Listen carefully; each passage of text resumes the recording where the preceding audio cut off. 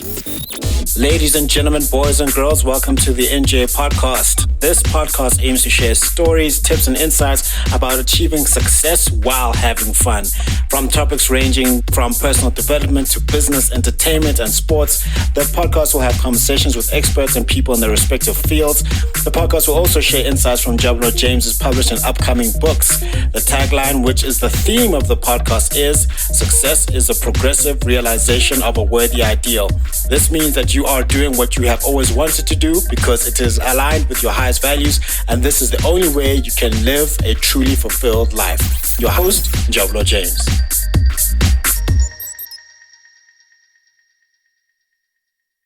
Hey everybody, this is NJ here, host of the NJ podcast, and I am here with someone who I went to school with way back, all the way from Benoni, bro.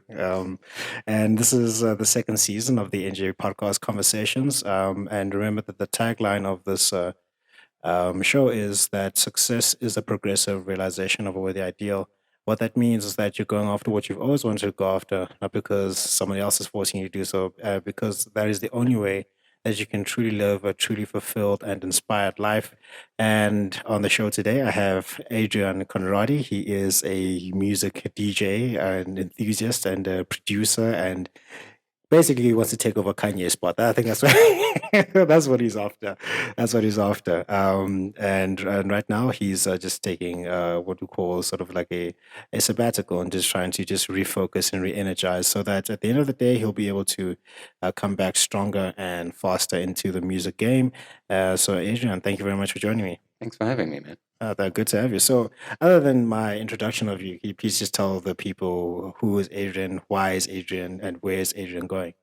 Well, I mean, I should start by saying that most people don't know me as Adrien. Most of them know me as Aiden K. And that Aiden K. was kind of a transition I Yeah. made. I used to be DJ 80. Yeah. That was like my Benoni persona. Okay, Benoni How persona. it started out. I mean, it was like the most natural thing to just pick a nickname that people had for me and go, Yeah. okay, cool, this is my DJ name. Yeah, And then kind of around 2015, I decided that now, if I want to take this seriously and I want to like, I want to envision myself as an artist and somebody that people see on stage. I can't be like DJ 80. That sounds like the guy that plays at like News Cafe Yeah.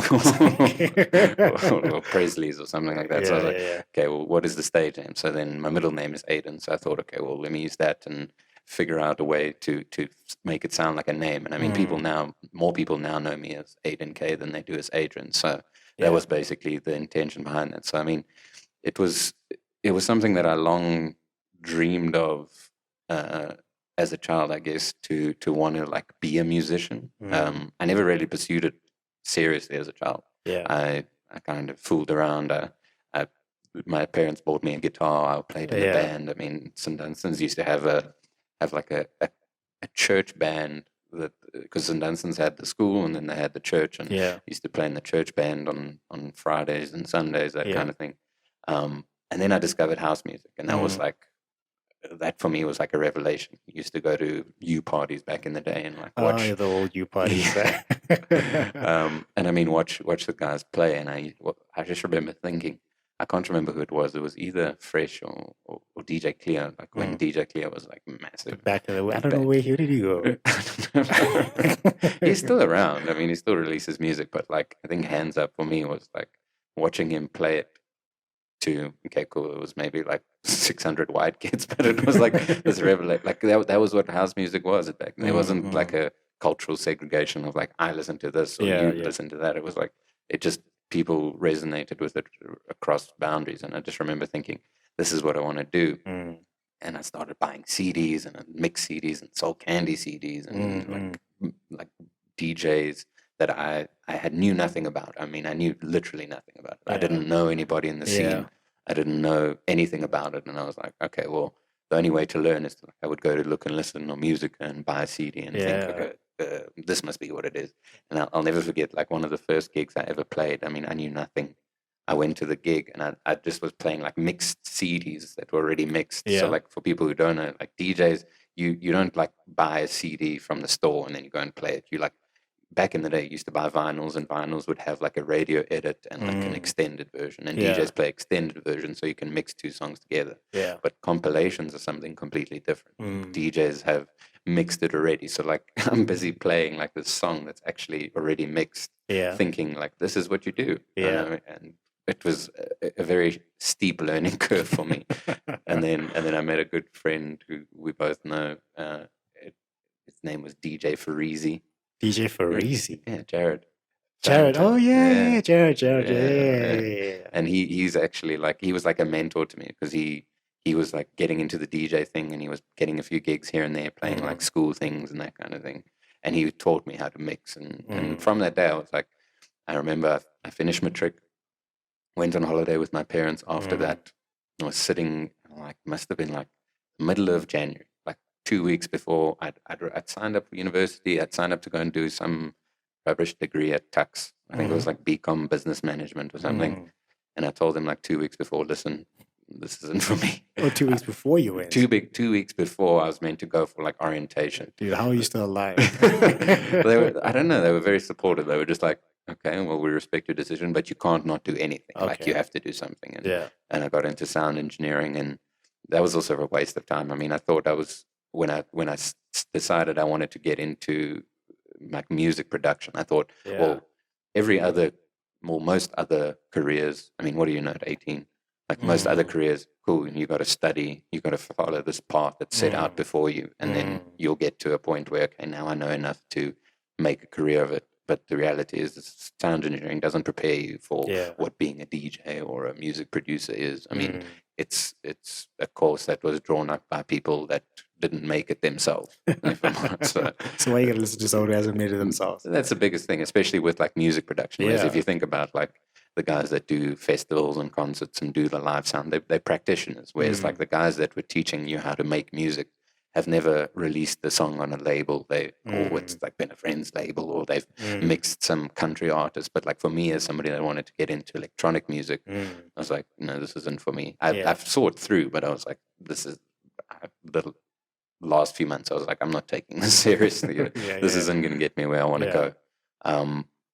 And then I was very fortunate that, like, while I was studying, I got an opportunity to start working for Soul Candy. And that it seems to be where a lot of people start. Yeah, because I mean, most people wanted to be there, especially when they were running the label as a fully fledged record label, releasing artists, signing artists, doing compilations. And then the music industry just took a turn, I would say, almost for the worst for a label like that was so heavily reliant on compilations and not invested in a catalog of signing artists and building a catalog for them. Because when streaming came along and the revenue decreased for them as a label, they couldn't survive. And that was sort of where I got my start, and moved around to different roles, and eventually made the decision about 2017 that music was going to be what I was going to do full time. Left the job. I had a kind of supplementary income of managing other artists, and I pursued that until, I guess, this year. Then I had to make another plan to be able to survive financially, and also just emotionally, having to not deal with the strain of lockdown level this, adjusted this, 50 people, 20 people. What that means. No, nobody does. I mean, there's no science behind how they decide. They just decide, and you follow. So, what would you give? What advice would you give to someone who wants to start out in music production and DJing now, in today's day and age? I get that question quite a lot, especially on like people on Instagram from young producers. That, like, for me, when I started learning how to make music, YouTube was like very much a place where people uploaded like cat videos, and I mean, there wasn't like, if you go onto YouTube now and you search like how to make even something like I'm a Piano, there's like 5 or 6 guys that are showing you how to make it like really well. I mean, at the 2009, 2010, like YouTube was popular, and there were peak content creators, but there weren't content creators that were as, I would say, skilled in being able to show you what they're doing and building basically careers out of just teaching you how to make something for free. So I think that most people think like, okay, well, I see a Euphonic or a a DJ Fresh or if you have to look at, these are guys that are, okay, maybe it doesn't apply so much now because there's been this shift from like DJs being famous to like music producers being famous. And I mean, you can use that term loosely because there's a lot of music producers or people who are famous for making music who don't make their own music. Yeah. Who like pay younger guys to make it. So what practice do you call it? Because I know in writing you say that you have a ghostwriter who writes It's the book the for same. you. It's a ghost producer. Oh, ghost It's producer. kind of Okay. like you're the face of the product, but somebody else is actually putting in most of the work into creating that. And And some people are okay with that, being ghost, whatever.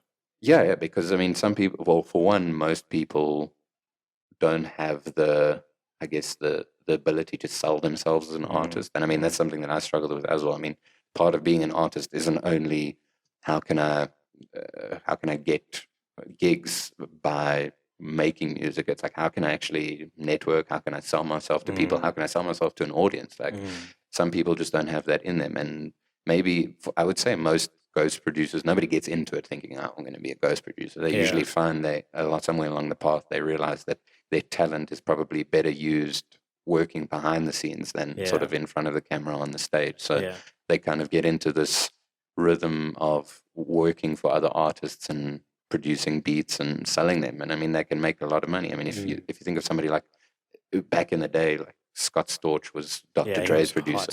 And I mean, he made a ton of hits. And I mean, nobody knew about him until really the internet became a thing, and people were like, oh, so Still Dre wasn't actually Dre's beat, it was Scott Storch. So by that sense, like it's been going on for a long time. It's not just something recently, but now you can have a kid in Stockholm or the middle of Europe or even like America where they can be 16, 17 years old making tracks for like these bigger touring DJs because they'll be sent him as a promo, and the guy will be like, hey, can I pay you a couple of euros? You'll just sign this beat and I'll release it as me. So it's something that I don't know if people are okay with it as I wouldn't say the consensus is that people are okay with it. Like there's been cases in the last couple of years where it's come out that people have bought beats and people thought it was the artist and they feel betrayed. But ultimately people like the music. They don't really, most of the time, they don't really care who makes it. They're just kind of like, okay, I really like, especially in electronic music. It's not like if you had to find out, well, even, I mean, if it's something that comes from pop music as well. I mean, if you listen to a Justin Bieber track, Justin Bieber didn't write that. He might have like helped write a melody line or something, but I mean, there's teams of people that work on like pop music like that, and that's just the way the music industry works. Yeah, I was starting to think about it. I was thinking of just thinking about comedians and rappers. I was asking myself, where do they get all this time to come up with all this material and just tour and still have side hustles and businesses to run? And then it occurred to me, maybe they have a team helping them out here. Yeah, 100%. I mean, the same thing goes for DJs and music producers. Like, if you think of somebody like David Guetta, where do you find the time to make music when you're touring? Like, and even if you do manage to find time, the likelihood of you being the one that sits and finishes it is very low. Like, I know there's been stories of like people like Skrillex or Diplo like making a beat and then like on tour and they make this and then they send it to somebody else that mixes it or finishes it up. And I mean, that's I don't particularly see anything wrong with that. I mean, where some of these guys play like 200 to 250 days out of the year. Like that's literally like Monday to Friday, and you're getting obviously it doesn't work that way, but you're literally getting like 2 days off a week that you're not playing. And you still have to fly and do all that sort of stuff. Where are you going to get the time? Exactly. And that was the interesting thing about COVID is when everyone was locked in their houses, a lot of people assumed, and a lot of people sort of made this big deal on social media, like, oh, I'm going to get so much done. I'm gonna take up a hobby. I'm gonna learn a skill. I'm gonna do this. And what did we end up doing? Sitting on our phones on the couch watching Netflix. Like nobody went. Like maybe after a couple of months, people are like, okay, actually, I need to do. Was great, man. Exactly. Like binge watch series, and you kind of saw it with artists, and it started like peaking its head. Sort of, I would say, sort of middle of last year, where it was like, okay, cool, we'll do this for 3 weeks. Or okay, now it's going to be 5 weeks. Okay, now it's going to be 2 months, and then people started to realize this isn't going anywhere. I need to start doing stuff again. And people started then, like, I would have conversations with people. They'd be like, "Oh, so what are you doing? Like, where's the new music? Like, you must be so busy in the studio now." And it's like, well, if you realize what music means to like a producer, it's not just like a production line. Like, yeah, I'm going to create this and I'm going to release it, and it's like a product that a company is making. It's like it's a personal thing to make music, and when you make it, you want people to hear it. And majority of the people that listen to our music anyway listen to it when they're out. They've been drinking, alcohol's banned. I mean, we could see it on Spotify. Like with the artists that I work with, the numbers decreased every time alcohol was banned and increased every time alcohol was up. There was a direct correlation. But I mean, I heard someone say to me that DJs sell alcohol. I just heard it. I was like, that's an interesting take on it. Yeah, I mean, if you think about the whole nightlife infrastructure, I mean, it feeds more people than just the DJs themselves. It's the people who sell the alcohol, the nightclubs, the staff, even down to the people that clean the venue. It's not just. I mean, that was kind of it's something that I spoke about in the documentary that I did, was like the people that are most affected by this are the people that most people aren't aware of. And people would look at like, okay, well, I see this DJ is doing a gig, especially when lockdown regulations were kind of eased. You would see people doing shows with probably too many people that according to the regulations. But they would sort of vilify the DJs and the artists and be like, how dare you, it's a pandemic. And then you realize that everyone, it's an entire value chain that has been locked out of the economy, that's been unable to work. And the biggest irony is people who would say like, oh, well, you just find something else to do. And like in a time where like there's the highest youth unemployment rate, okay, let's just find something else to do. It's hard. Exactly. It's hard enough when you're qualified to do something else to find a job. Now you want people who have qualified or who might not have like a professional qualification, who've been doing this for 20 years. Some people, especially when we talk about the sort of bottom of the value chain, like the people who aren't formally educated, how are they meant to just find something else to do? What avenues do they have to find something else to do? And you would see these people saying this on social media. And do me a favor, please. Get out of here. Get out of here. That's what I'd say to them. Yeah, I mean, it's like, okay, you have your corporate job that you have now. All that about your life that has changed is you don't go into the office. You have you're fortunate enough to have a study where you can set up your little office space and you can work from, and your life carries on. But our lives don't carry on. And that was for me, was like, this year was I would say the objective for this year wasn't actually to try and make music. It was trying to raise awareness around what is actually happening to the industry that I care so much about. Yeah, because I saw you, was it ENCA or was it SABC? I saw you on that. Oh, you're on both. Yeah, you're busy preaching the gospel of how the music industry has taken a hit and what we should do about that. Is that correct? Yeah, correct. Because so fortunately, when I got an opportunity to start working for a PR agency in April this year, and because they have these kind of connections, when I released the documentary, they said they'd help me out to just promote it. And I mean, they got me some really great opportunities to, for example, ENCA. And I mean, I spoke on most radio stations, Metro 702, Cape Talk, Radio 2000, like all of these major platforms. And when I sort of put the documentary together, it was really only meant to be like for the industry, I guess. It was never meant to be like speaking about it on these platforms. It was speaking to people that I'm familiar with, who I'm friendly with, or who I consider myself good friends with, and trying to basically raise awareness within the industry, not so much using it as a platform to go like outside of, because I knew I'd never change people's minds, because it's a very polarizing topic. So it was a case of, well, the people in the music industry at the moment who are feeling like they're alone or they're feeling like they're falling behind because they feel demotivated. They don't feel like they're quite as successful as they want to be. They're feeling down. They don't feel motivated to go out and make music. I was in that position, and I felt like, surely I can't be the only one. And I was having conversations with people, and they're like, yeah, look, I feel the same. Like, I thought it was only me. And then I put the documentary out, and it was like all these people coming and saying thank you for putting this out there, because Yeah. I was feeling exactly the same, and Mm. nobody's talking about it.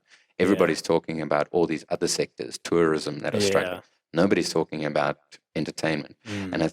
And the biggest irony for me was, now that there's this vaccine drive by government, like the first sector that they went to try and like convince people to get vaccinated was entertainment and sports. And it was like, those were the two. Okay, sports, you kind of could, like, to an extent, all these, it was still struggling because there was no fans. But ultimately, you could still, there were still teams playing and still, people still working. But like Entertainment was wasn't. shut down. And they were like the first. It was, you would see like DJs and artists that they promote, like they tried to approach to basically be like, hey, we need you to go and post on social media to encourage your fans that if they want to return to gigs, they've got to get vaccinated. And I was like, So wait a minute, you shut us out. You vilify us the most. And I'm speaking as if I'm a person in the industry. You do all of that to us. Now, you expect us to be the first people to get this vaccine. Yeah. How does that make any sense? well, not even just that. I mean, the money that was meant to be distributed to artists, that's another contentious issue, because they earmarked 300 million that they were going to distribute. I mean, by comparison to other countries like Germany, they were earmarking like 4 billion euros. Granted, they have a lot bigger economy, especially with the contribution that entertainment makes to that. But I mean, in the documentary, I spoke about the fact that like the contribution to the GDP that the South African music industry makes is in the billions. Surely you can't take like 10% of that and allocate it to people who haven't been able to work at all for 18 months. It's only now that, especially if you look at maybe smaller venues, but if you think about touring artists that were playing to 40,000 people, or the companies that built the infrastructure to be able to do that. I mean, the Dome closed, that was sold. That was so sad. You see, and this is the thing, is that there was no support, and the support that there was meant to be, I mean, you could have a whole conversation or a whole podcast around how funds are mismanaged, but let's like, not do that. They were basically. Some people are still waiting for the 350. Right? They didn't get that. I mean, somebody actually, it was quite interesting. I can't remember what, I think it was SAFM. I can't remember who I was speaking to. And I said to her in the interview after the podcast came out, I mean, after the documentary came out, and she said, I basically made the statement that like the money that was meant to be distributed wasn't distributed properly. And she said, no, that can't be true, because I know people that have received money. And I was like, yes, I received money myself too. But you're now saying that you have allocated 300 million. You've only listed 600 people that you've allocated that to. That makes no sense, where you've only distributed like 6,000 rand here and there. How have you distributed 300 million to 600 people? That's like 50,000 rand each. How? That makes no sense. Or 500, I don't know, mass is bad. But either 500, and it doesn't work like that. And these are like numbers that people were reporting on, like actual investigative journalists were reporting on. So, I mean, yes, you might know some people that got like 6 grand over 3 months. But what are you going to do with that? Exactly. And I mean, yes, it's something. But, and this was the thing, was like, nobody's saying, well, we want money for nothing. We want like a handout. No, we want to be able to work. Rather give that money to the people that can't work, but allow us to work within the confines of something that allows us to do it relatively safely, whether it's mass testing or it's now that vaccines are being rolled out. There's no roadmap. This is the thing. You look at other countries, they've gone, especially the UK, it was like, if we reach this target by April, we'll be open by May. There's nothing like that in this country. It's just like, okay, well, maybe one day it will be level 4. Well, maybe exactly. It's like there's no certainty, and you can see it with. I mean, a lot of people got burnt last year. They anticipated, okay, we level 1 now. We're going to stay at level 1, and they started planning big events in December, and just like that, it was.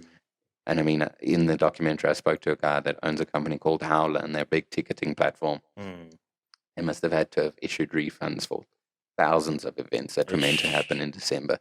And I mean, running a business, it's about cash flow. And like all of a sudden, you go from like 2 months where you're sort of like building up to getting back to normal, and then nothing for another.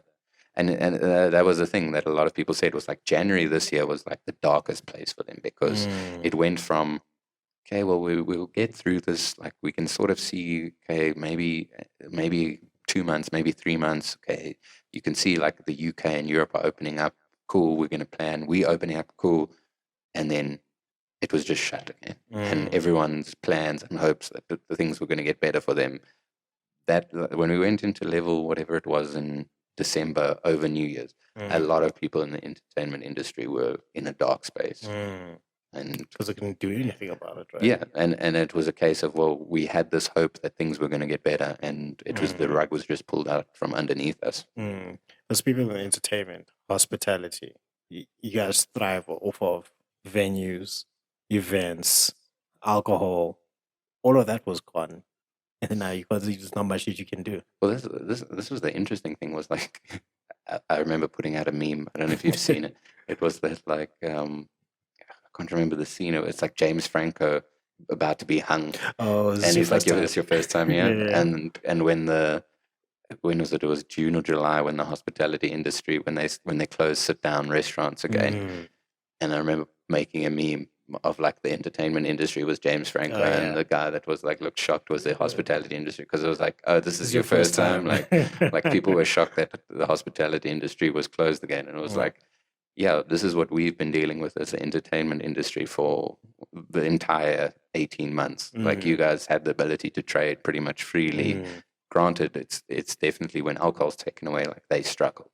Like the thing that blew my mind was, I think it was, August, September last year when alcohol was still banned and like we were easing lockdown restrictions, and Nkosazana Dlamini Zuma said, oh, well, not everybody who goes out to eat drinks. And it's like, yes, that's true. But if you understand how this industry works, and if you actually work consulting with people, you'd understand that like alcohol makes up a very big percentage, the majority of the money that these venues, especially when you think about like the more premium venues, like I don't know how most of them stayed open, and most of them didn't stay open. And that's not just something here. I mean, that's something globally, but it's a case where we're kind of, I feel like, on a train where, as a South Africa, kind of sitting at the back, and like somebody else is making all the decisions, and we're just kind of getting thrown around at the back. We're just going with it, like we're driven and tossed by the wind. Exactly. And okay, well, we see what this country's doing. Okay, well, now we're going to follow that, or we're going to see what this country's doing. We're going to follow. And that was something with the digital vaccines. Sorry, I can talk about this for a very long time. The digital vaccine certificates. I mean, I remember because my parents live in Italy. And you live in Italy right now? Yeah, live there right now. So I haven't seen them. Italy was hit really hard. It was like, I don't know, who was the prime minister who said, I think last year, said, all we can do now is pray. Yeah, literally. Like, there was a clip that was circulating on social media when like Italy was bad, and it was like all the like mayors and little governors of the different districts like basically swearing at people, telling them to like stay at home, and like, and I remember listening to I think it was an interview on ENCA, or they were reporting on something, and so most of Europe is operating on like a QR code system, and here we when you get vaccinated, you get the little paper, and that's pretty much all you had until like 2 weeks ago. And they basically the government said, or one of the health ministers or deputy or whoever he was basically said, no, we're not going to look into QR codes because they're easily manipulated. It's like, okay, sure. Like a piece of paper is not. Okay. Whatever you say. And I mean, that's the thing. It was like we weren't, and then all of a sudden it was like, well, if you want to like get removed off the red list, you got to have some kind of QR code system. And all of a sudden they scrambled to do it, and okay, now we have a QR code system. And that's the thing is, especially in the industry that I'm in, we can't carry on with this I'd say, uncertainty. Like there has to be some kind of concrete plan. Exactly. Yeah. And without it, people are like afraid to plan too far ahead. You literally at this stage plan 2 weeks in front of you and hope for the best. That's no way to live, especially in this industry. I think most of us have felt pretty safe that like it will be this way until after the election. We've been like, we can get away with doing some parties. I mean, why should I miss out on the next ultra because we can't plan? Like, no, but that's a big consideration. Like, how does how does a festival like Ultra plan for February 2022 when you just don't know? There's no way to know whether we're going to be in another lockdown or other countries are going to be in a lockdown. I mean, China at the moment is. So as an industry, we're kind of in a position where we're very much at the whim of whatever the government dictates. And all we can do is hope. That's all we can do. It's just hope and pray. We just hope and pray because we have no say. There's no one consulting with us going, how can we do this safely? What can we do? Nobody's invested in actually finding a way forward. It's just kind of like, how can we keep afloat? Exactly. So, but my question to you is like, how are you planning on? We just talked about you can't plan for it, but what is your outlook for the future from a music perspective? Because that's what you want to do, is what you love doing. What is your plans going forward?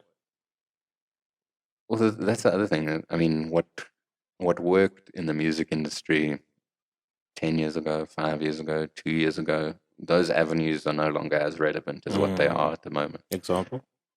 Good example is radio. If you had to think about your song being on 5FM 5 years ago versus it being on 5FM now, it's not the same. And it's nothing to say that they've done wrong. It's just a case of people's, I would say, reliance on a platform like that to discover new music has diminished as other platforms have grown. So TikTok, I mean, it kind of went radio, or I guess it was like radio, TV, radio, and then it went into social media, like platforms like SoundCloud, and now it's like TikTok. If you're not big on TikTok, people don't really know your music. And I mean that's fine because you can't resist change, but it does have a negative implication on artists who kind of want to do it for the sake of passion and just making the best product they can. The avenues, and I mean, if you have to think about somebody like Adele, she just released a new album. Easy on me, right? Fantastic voice, fantastic artist.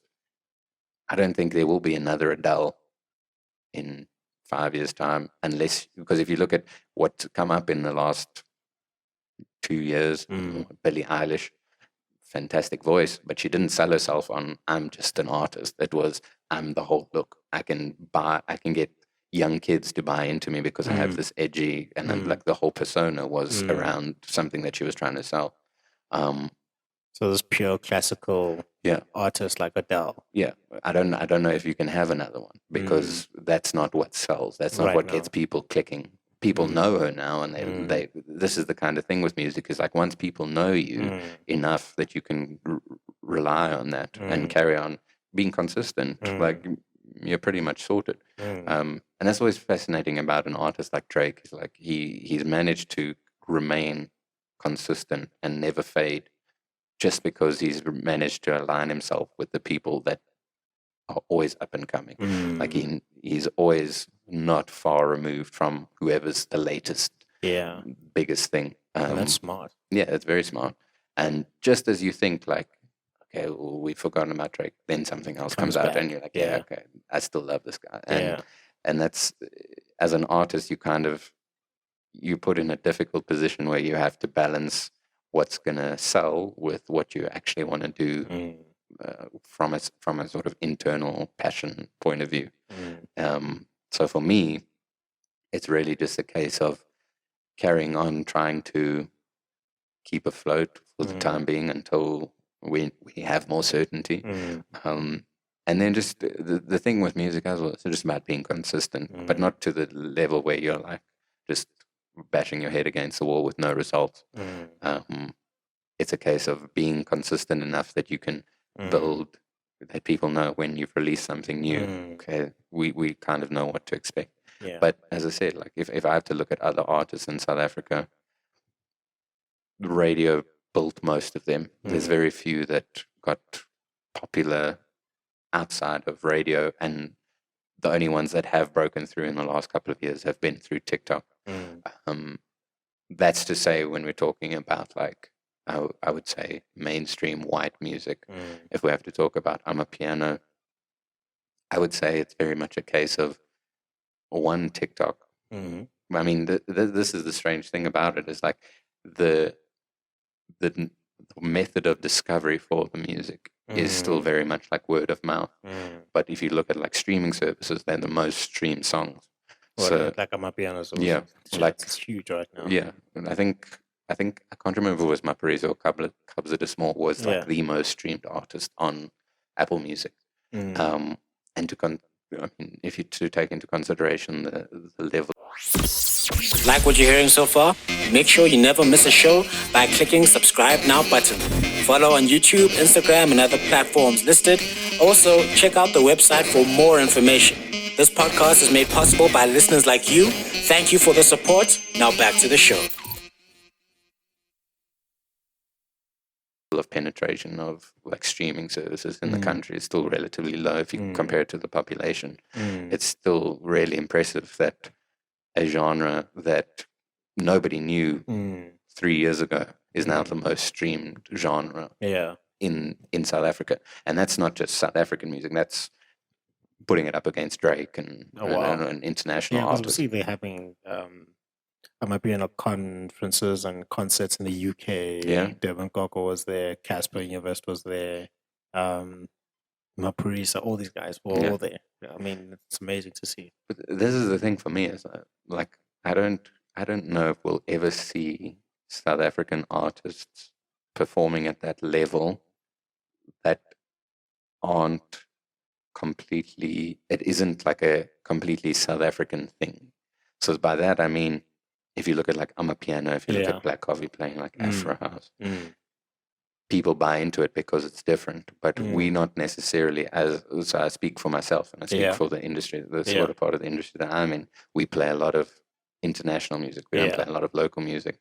There's very few artists that have made that sort of bridge that gap, making the kind of music that we do, because there's more competition, they're kind of better. So like the way to get out of the country or to start touring internationally is to do something that people aren't doing there. No one has ever heard of before. Exactly. Okay. Nobody's going to book some guy from South Africa that's making the same thing that they can as book. Tiesto is. Exactly. There's never going to be a South African Tiesto.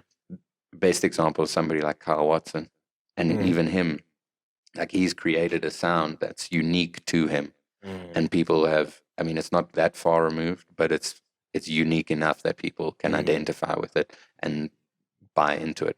But if you had to try and be the South African Avicii, nobody would care. No one's gonna. No one. It's the same. It's the same goes for like, and this is the interesting thing. The same goes for like.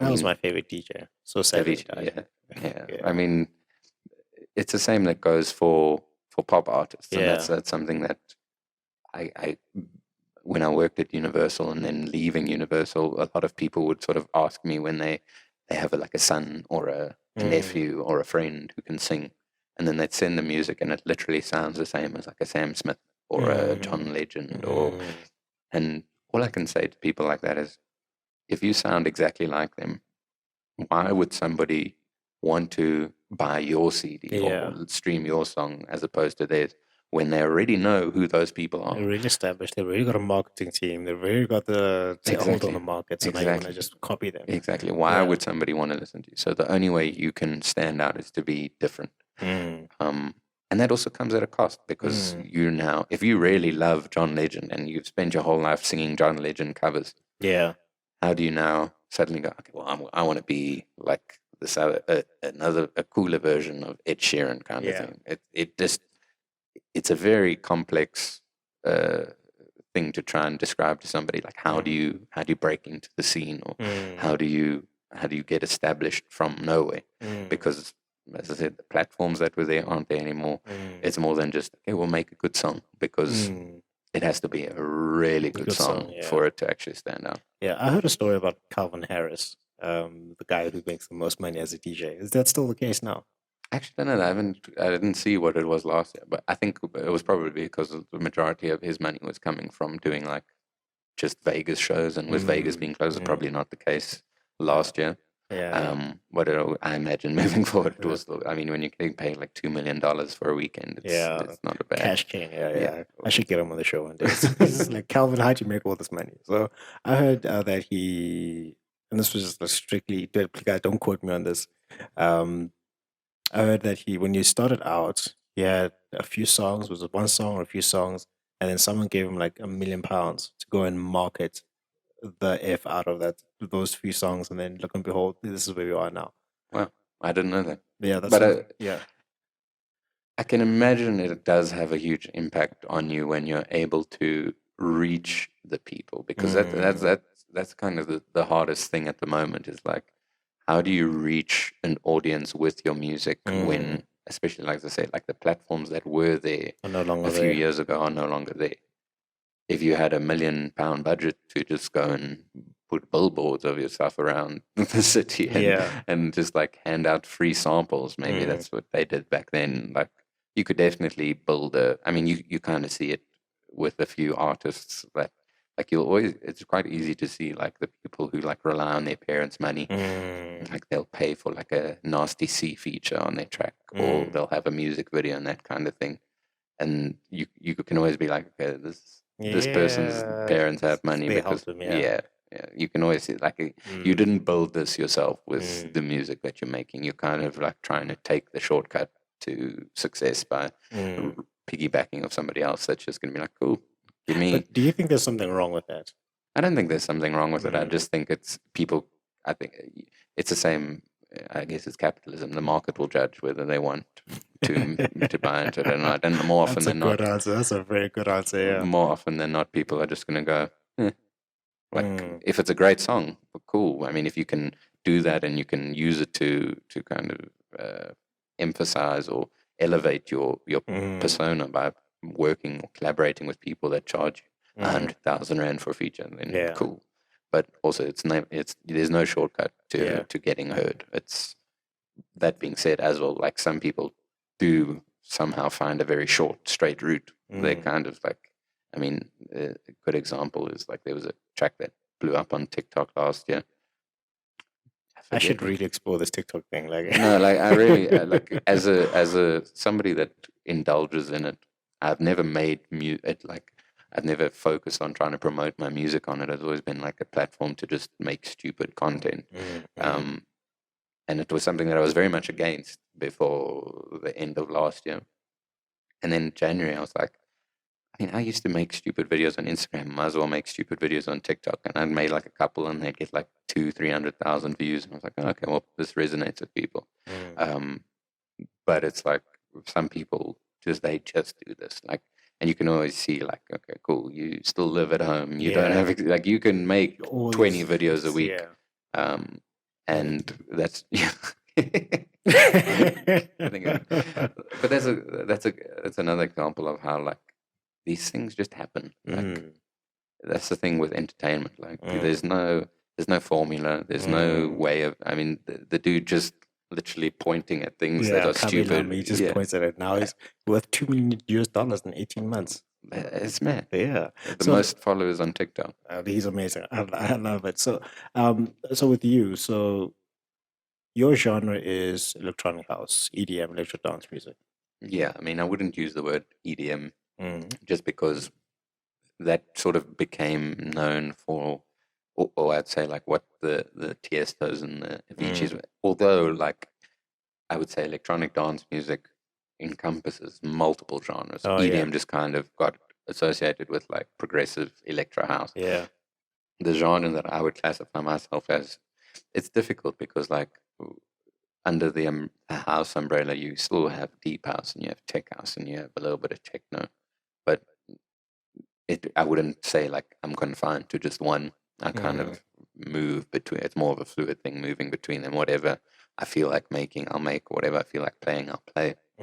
But this was a thing I alluded to earlier. It's like I'd say 2010, 2009, like house music was house music. There wasn't that big of a difference in genres. It was like if you liked house music, you listened to everything from Avicii or Chris Lake to DJ Kent, Euphonic, Mikasa. Like you would listen to all of those. Now it's become a little bit more polarized as like if you're white, you listen to this. If you're black, you listen to this. It's like it's not a case of like unless you look at something like Osama. It's like there's always these things, these songs that sort of weave their way through cultures that you can gain. It's something you can never plan. ideally, as a South African artist, you want that to happen for you, where you want a track to appeal to as many demographics as possible. But if you have to try and target as many demographics as possible, you usually end up falling short because you throw out a wide net. It means it has bigger holes. Yeah, exactly. People are going to just, Yeah. But sometimes this happens. And I mean, it's amazing to see. Like, I played a gig on Friday in Pretoria, super white. And like these three kids at the front, like, play us summer, play us summer. I'm like, Wow. Okay. No, because the guy before me played it, but no. Like, I'm not going to do that. Yeah. But I was just like, yeah, if he hadn't, I probably would have. Because, I mean, it's just one of those things that another good example is Timo DV, a good friend of mine.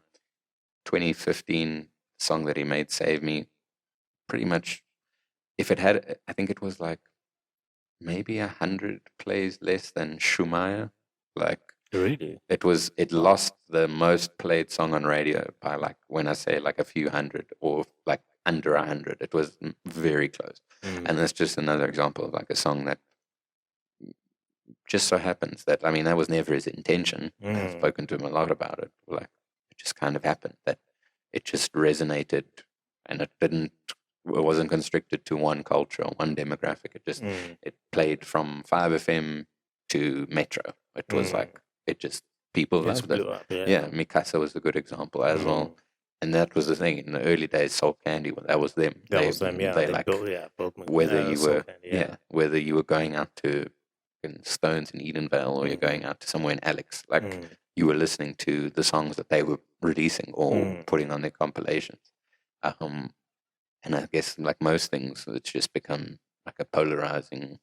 You either listen to this or you listen to that. But it's never like that, right? Like in real life, because for me, I'll listen to Avicii and I'll listen to Black Coffee, then I'll go to Shemsa, then I'll go back to Tiesto. But maybe I'm just weird. But like, as if you say, it's polarizing. Is one person? I don't think a person listens to just one type of music. No, they don't. But unfortunately, like, you kind of, when it comes to music, people don't listen. Like, maybe there's a few people that are like, I would say the big majority of people will listen to a very small handful of songs at any given time, and that's kind of whatever's popular. So if you're not in that little sphere of what's popular, and that's kind of what I mean by, like, Amapiano is massive. Like, if you look at the top 20 streamed songs in the country at the moment, like, 16 of them are Amapiano.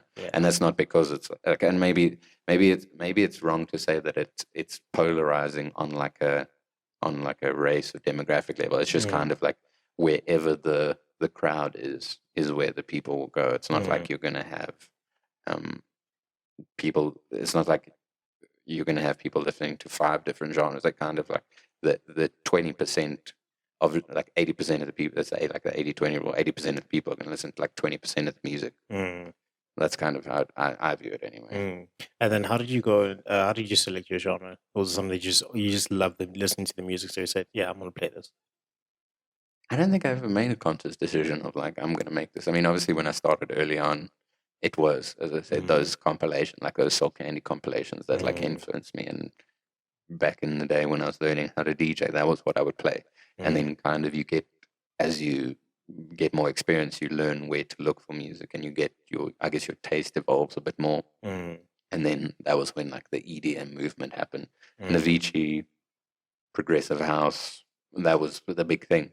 I mean, it was horrible trying to play that at like small venues in Benoni because nobody wanted to listen to like hard, like progressive house at 11 o'clock at night in a tiny little bar. It was, but that's the kind of things that you learn. You learn how to play for the crowd in front of you. But ultimately, it was just a case of like, okay, I like this, I don't like that. It was never. I've played very, very different genres before. I tried hip hop for a while, didn't work out so well. Tried trap, didn't work out so well. Drum and bass didn't work out so well. Like, I played for like one gig. I remember I played like a U party. I think I actually played after your brother.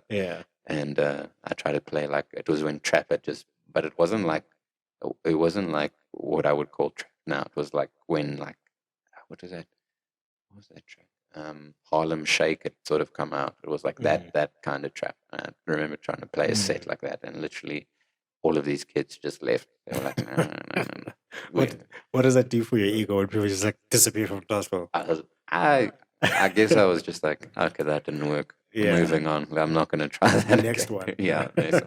I mean, it's the best way to do it when you're DJing is kind of like find the one or two people in the crowd that you can see are like really there to have a good time, Yeah. and like judge by their kind of body language and what they're doing.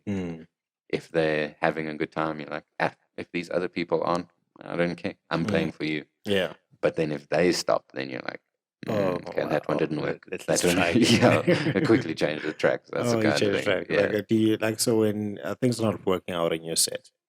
What do you do to try and try win this and try save my set? What do you do? I guess you just kind of fall back on the tracks that work and that Mm. people are familiar with. Like lately, with the kind of music I play, the tech house, it's cheesy remixes of, or I guess remixes of cheesy songs. Like, I mean, there's Pump Up the Jam. Like, I made a remix of Sweet Dreams. So like when you can see that the energy's dropped, and like, because I mean, there's no need to really play them if you can see people are having a good time. But like when you see that the energy's dropped, it's kind of like, okay, now I've got to pick things up again, and you can go back to them. And as soon as you play something that people can recognize, and they really want to like get on the dance floor for, then okay, this has brought them back. I can play one, sort of see if it's going to last. If it's not going to last, okay, now I have to play another one, and another one, and then I mean, an hour goes by really quickly when you're playing. I mean, most sets at the moment for guys here anyway are like an hour, so you're just kind of rolling through maybe 12, 15 tracks. I mean, that's not hard to do. I can't imagine what it's like being like some of these European DJs that play from like 3 in the morning till 7 in the morning. Jeez, how do they do that? I think it was Solomon. There was like a set that he played somewhere recently, like when festivals just started opening up, and he played like a 4-hour set or 5-hour set, and I was like, wow, this man must be on so many drugs. That's don't know how another else you thing. do That's it. another thing. I think I don't know if it's a myth or not. Of the entertainment industry is the rock and roll kind of lifestyle. Is it's all about sex, drugs, rock and roll. You're on 15 different types of narcotics just to keep yourself going, and then when you're depressed, you take that again. And there's a lot of people who are built off of ego and a lot of divas, and that entire perception of entertainment. Could you shed some light on what your experience of that is? Is it false? Is it I think what's false about it is probably the misconception that it's like a ego and we want to party kind of thing. okay? I think if we can, like, I would say you could probably attribute it to why I eventually end up committing suicide or overdosing was, if you look at like most DJs or the nature of being a music producer, I would almost say is like you enjoy your time by yourself, because you wouldn't be able to sit in a room for 8 hours at an end, basically sitting by a computer making music. Like most, I would say, music producers are, I guess it's a generalization, but I would assume most music producers are like me, and most of them are introverted. You now throw those people, especially when they have that kind of success, onto a stage where they're faced with 50,000 people every single night. I mean, I see it on a lot smaller scale with some DJs here. Guys that they're not the same person they are if they don't have like a bottle of tequila. Okay. Like I would say the assumption that most DJs are like partying because it's fun is probably wrong. It's more a case of, well, the only way to get on the same page as these thousands of people in front of you is to be on some kind of narcotic or alcoholic beverage. And I've witnessed it with people, is like people who will drink Friday, Saturday, Sunday, just to be able to relate to people. And you can understand why. If you've ever been sober in a club, you can very easily understand why, as a DJ, you're now faced with these people that are like tugging at you. They're trying to get a picture with you. They're trying, when you're playing, you want to be able to feel how they feel. You don't want to like play and then not be able to connect with them. And I'm the same. Like if I have a couple of drinks while I'm playing, I feel like I play better. Maybe I'd not, but in my mind, I'm like, I'm enjoying this way more than if I had to be sober. And I think the same goes for drugs. It's like, especially when we talk about guys that are touring 250, 300 days of the Yeah. year. The only way you survive being able to go from one nightclub playing 2 o'clock in the morning, catch a flight to another city or another country is like you have to be on something. Yeah. It's very, very difficult. You either have to be on drugs or you have to be very, very mindful, like meditate and sip on cocoa leaf kind of extract or something. Whatever they Yeah, use. Yeah. sniffing essential oils or whatever it might be. But you can't, it's not a sustainable thing. And that's why you see most guys, like as soon as they have kids, they're like, I'm out. Like, I'm not going to carry on doing this because like now their life has more purpose to them than just this pursuit of fame or money. It's like, well, actually, this lifestyle isn't what it's meant to be. It'll be interesting to see though, if like now that people have had a break for the last couple of months and are getting back into it now. Like it's not a case of like, okay, well, we've got a couple of local shows now. It's like people are back to touring the world pretty much. I mean, I saw Diplo, I think last week or the week before, had played like his first European gig since March last year. And it's going to be interesting to see if now people go back into it as hard as what they were before, playing every night all over the world. Because you've had this break, maybe you've reassessed like this isn't actually the lifestyle that I want, or you just like, yeah, I missed it. I'm going to go back into it. And I think we're kind of creatures of habit. You could see it when like moment gatherings were allowed again. People took off their masks at like a club or whatever, and they were literally back to acting like they were before. There wasn't, for most people anyway, it wasn't a case of like, oh, we got to be careful. It was like, yeah, back. Like we're just kind of creatures of habit in that sense. And then what about the people that you play for? People who go to clubs and go to nightclubs. Is it a sense of that they just want to one just have a great time, or is it because they have some stuff to deal with that they're out there consistently? Because those people who go out, I'll go out every other Friday or Saturday. But those people were there Friday, Saturday, Sunday. And then if they've got a day job, they'll take a break, and then even then they'll like. I mean, I know some people in Cape Town who have day jobs who go out from like the Tuesday night until the Sunday. And why is that? It's hard for me to understand because I can't really put myself in their shoes because I've never been that kind of person. But I imagine it does have something to do with just kind of wanting to escape reality. It's why people enjoy drinking when they get home to escape the kind of the stresses of everyday life. Coming from a household, I guess, where my parents were like that, I can see it now as an adult, like why you would do that, why you would want to get away from like the pressure of your day, of your 9 to 5. You have a couple of glasses of wine, or some people, a lot of people now especially, will smoke some weed, like to escape that like normality of life or the stress of life and just get away from it. I mean, I have a friend who like wakes up immediately as he wakes up, he smokes a bong and like he functions fully. And I mean, he's one of those people that like he doesn't need to not do that because like he's so good at, he's like, he sells shoes and like he's so good at what he does. He doesn't need to worry about it. Like he functions better when, in his mind anyway, he functions better when he's done this, and it's how he gets through life. Some people resort to like harder drugs to get away from that, and when they then come clean or get clean rather, they then replace that addiction with exercise or some kind of hobby or something else that they can like really, I guess, jump into the deep end with. And I would imagine it's the same reason we go to gym. It's like there's the physical achievement and the growth that you can see, but also it's just the getting out of your head and into a different space. I get it.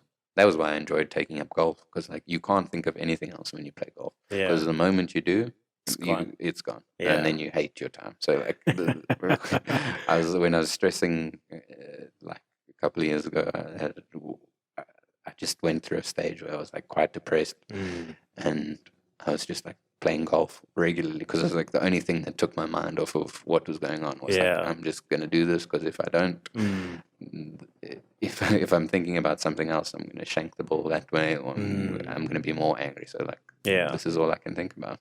Oh, okay. So I've got a question about, because we did talk about, and you mentioned one of his names, Nasty C. And then we've got, who else is quite big in this country? We've got Casper, you've got Black Coffee. Um, those are what I consider mega stars in SA in their specific industry. However, they're very few and far between. Mm. If you compare them to the United States, because they've got a lot more stars. In Europe, a lot more stars. Do you see at any point where SA catches up to the level of stars and level of celebrity, and just being able to at least get our name out there as such as a United States or a Europe? Well, I imagine it's kind of like what we said. We only really know about those people in the States because they've crossed that boundary of getting out and appealing into the rest of the world. I imagine there's millions of artists that we don't know about, but who have a following of 100, 200,000 people that they can play to regularly. And that would be, we know about, like, they're mega stars. I would imagine the only way you get, like, if you think about Brazil has how many, 150 million people. There's artists in Brazil that we don't know, but who make as much money as, like, maybe not as a Jay-Z, but like they're making millions of dollars just because there's 180 million people that they appeal to that speak their language that we will never know. The same goes for India, same goes for China. Like, there's probably artists in China that we just simply don't know. You might get like a BTS one day that blows up out of China that we're like, oh, cool, this is like some new form of music that we in the Western world aren't aware of. But in South Africa, there's so many limitations when it comes to getting your music heard that, like, when the technology catches up, and this is what we're seeing at the moment, we're sort of living it. Now that the access to technology to be able to listen to music is becoming more affordable, you're now able to buy a smartphone for 1,000 rand. You can get Deezer or Jukes or YouTube Music or Spotify. You're now seeing that these genres, these locally made genres, are performing on these streaming services. It's not a case of, well, whatever's selling in music, or we're going to go buy the latest Now CD, that kind of thing. It's like, well, now these genres are being made here and people have a connection to it, so they're listening to it a little bit more. So we're kind of living through this building period of, like, how are we, what is that going to be like? Look, I don't think we're ever going to get to people in South Africa only being able to come here and play in South Africa kind of thing, and make half as much money as they could if they moved overseas. And you kind of see that happening with people like Black Coffee, Nasty C going to New York to go and, like, grow his brand, that kind of thing. For, I guess, us as South Africans, the only way that we can grow is to be able to try and build the scene and build the technology, and I guess it's the kind of same thing. It's like we rely so heavily on how much the cost of data is going to be to be able to reach people. Cost of data is too damn high. And that's the thing, is there's so many reasons that you won't succeed here. The people, and that's why the people are so few far between that make it. So there's so many reasons that you could just carry on doing what you're doing and just nobody ever knows about you. But the people that do, this is a viewpoint that I hold. I don't know if many people do, but, like, the barrier to entry in South Africa is actually quite low. If you think about in terms of quality anyway. Like, there might be a lot of attributing factors that lead you to getting to being successful. But when you're there, like, you don't have to hold a very high standard for people to listen to your music. Like, if you listen to some of the stuff that local artists release, it's, like, very poor. And for the duration, I mean this seriously. Like, don't do that. Don't do that. Like, I'm sure some people think you can do this to me? You like, for as long as we don't hold artists to a higher caliber who are at that level, we don't then grow to be able to compete. Like Amapiano is a good example. Fantastic concept, very well. It sort of comes from a place where people can like resonate with it, and that's why it does well. But if you have to look at it from like a musicality and like a music production point of view, it's very poor. That's not to say that people who make it aren't talented. It's just you don't need to do much.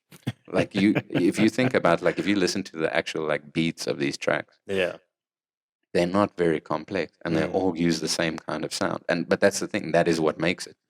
But if you aren't, if you have to play that on like a UK or US radio station, or try and get it on those stations, they're never going to play it. Why not? Because it's too basic. Not that it's too basic, it's just mixed poorly. Like the quality in it. I can tell you're a purist here. No, it's just something that I feel like I'm a pianist back because that's the only thing I can really hold against it. But like if you listen to like South African pop music, a lot of it is not great. Oh wow. It's just a case of, and that's why like the people that do well, like a Matthew Mole or Jeremy Loops, are still around 10 years later because they've just been consistent. You don't hear of a lot of guys, even though there are tons of people who want to be them and who are trying to be them. They're just not at that standard where you're causing them to elevate their game to like, okay, well, how are we? So the only way they're doing it is like, okay, well, now we've got to get out of the country. And the only way we get out of the country is if we write better songs, we collaborate with better producers, we work with better songwriters. That's how they then get out of the country. And then they get out of the country, and then what reason do they have to come back? You look at a Goldfish, like they can sustain themselves playing shows in the US. They don't need to come back. They can come back once a year. But once these people have left, they don't really do much to grow the scene here. Yeah. And I guess that's, as I said, we're sort of living through it. If we see now that more and more artists are getting booked overseas, maybe it's the Amapiano guys. If they come back and invest some of that money instead of spending it on Gucci, like invest it in building the infrastructure, please. Leave them. They need the Gucci bags, right? Okay, Adrien, we're about to get to a point of wrapping up. We'll probably go on for like another 2-3 hours, but let's keep it short. I'll probably invite you for a session 2, like a couple of months from now. So as a final word, let's say you've got 7 billion or all 7.5 billion people are listening to you. Through the lens of music. All of them are musicians, they're artists, they're DJs, producers, singers, rappers, the whole lot. What would be your piece of wisdom that you would share with them? That's a tough one. That's why I asked. I would say that the most appealing thing that you could try and convince people of at that scale that they would be able to understand is that life is too short to chase something that somebody, as I guess this is what your whole podcast is about, is somebody else's plan for you.